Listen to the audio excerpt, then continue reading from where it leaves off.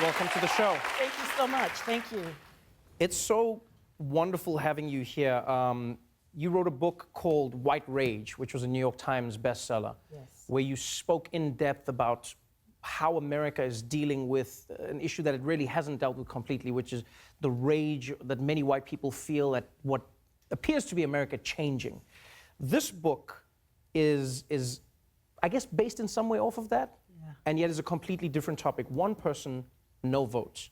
Voter suppression destroying our democracy. How bad and how big do you believe voter suppression actually is? I think it is massive. We have had millions of people blocked from voting. We have had millions purged from the rolls who had been on the voter rolls. The purging and the voter suppression has been so intense that we have Donald Trump in the White House right now. That's the power of voter suppression.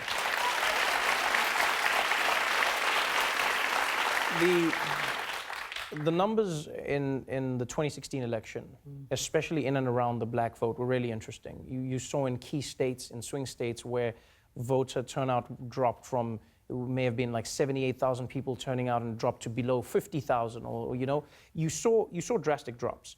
Now, some people have argued that that was because Hillary Clinton didn't motivate black voters to come out. But you've looked at the data, you've analyzed a lot of the information, and it seems like there's been a systematic effort to remove people of color from the voting rolls. Right. But why people of color, though?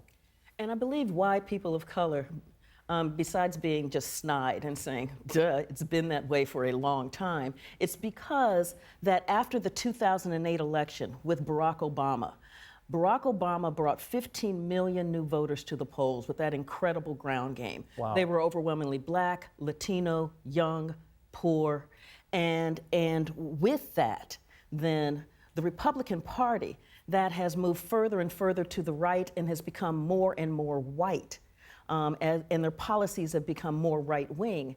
They don't have policies that resonate with the growing diversity of America. Right. And so instead of thinking about how do we reform this party so that it resonates with America, that our policies are really strong and talk about benefiting more Americans, instead what they decided to do was to suppress the vote. There are some really scary parts of the book where I read about things I never knew before. I knew about the larger picture of voter suppression in certain states, in certain places. But you read about how so many people have been stripped of their rights. Now, the argument the other way from people like Chris Kobach, from Donald Trump and his team has been, we are protecting democracy. That's why we scrub people of voter rolls. If they've died, if they no longer respond to mail, then why are we keeping them on the voter rolls? How do you respond to that? Yeah, and I respond to that because one of the ways that this works and why it's so effective is that they're able to use that cover of being reasonable. We're just keeping the voter rolls up. But when you really look at what they're doing, is that the people that they're scrubbing, they're not scrubbing people who have moved or who have died overwhelmingly. Overwhelmingly, who they're scrubbing are people who are African Americans, people who are young, people who are poor. And they're doing it by the characteristics. So they can't say, oh, we don't want black people to vote, because there's still this thing called the 15th Amendment. Right. Although the Voting Rights Act got gutted by the Supreme Court, there's still this thing called the 15th Amendment. So what they do is they go after the characteristics of a people, societally imposed characteristics. They go after those things like if you move a lot, and we know that people move a lot, particularly if you're poor, you don't stay in the same house forever. Right. That moving then becomes a reason to knock people off the rolls. They say, and one of the things that we also know, characteristics, is that young people, minorities, and students, they don't vote regularly. So they start knocking people off the rolls for not voting regularly. And so they use those characteristics, and those are the characteristics of people who don't overwhelmingly vote for Republicans. Right. Yeah. When you look at the numbers, and you look at how impactful this could actually be, the argument is always met with, yes, but look at how much voter fraud there is. Now, we talked briefly about this, but overwhelmingly, most Americans believe that voter fraud is a very definite threat. Absolutely. And that has been a well-cultivated myth. It was born up out of the 2000 election, that horrible election with hanging chads. Right. And that myth of massive rampant voter fraud coming out of the cities, stealing our elections. Except when they really went hunting for it, they couldn't find it. Justin Levitt, a law professor out of California, he looked, and he went from 2000 to 2014.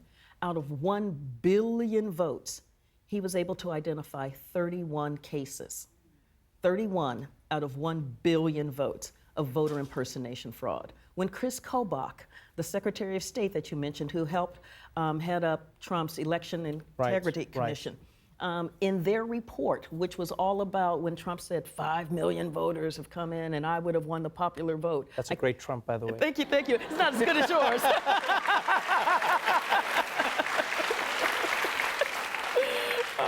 You know, when he said, you know, he's got 5 million, then they went hunting and they couldn't find it. I mean, the pages are blank. When it says voter fraud, his commission's looking, blank pages.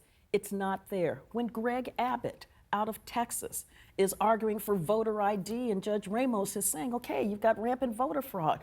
Where? And he's like, it's rampant. She's like, where? How many? It's a lot. Rampant. How many? 2. And I'm like, is that rampant?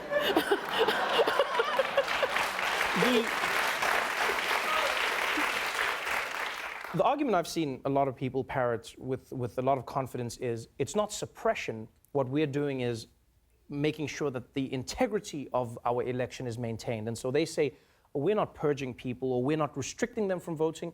We're just saying that everyone needs a voter ID.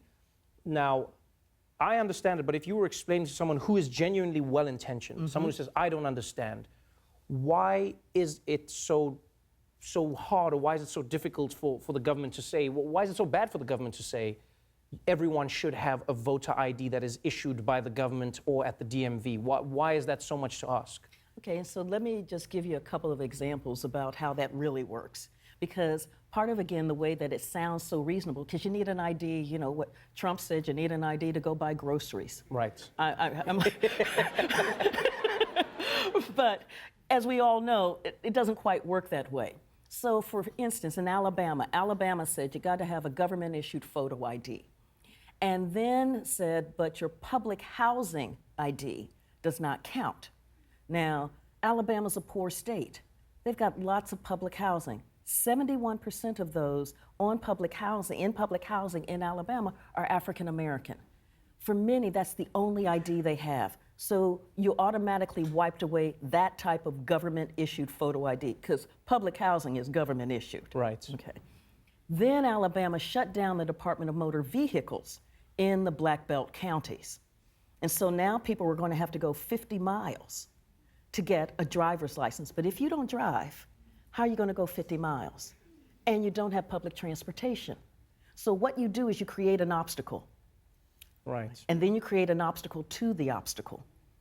And you make it so difficult for people who are already working their hardest to make it, to now be able to just access their basic right to vote.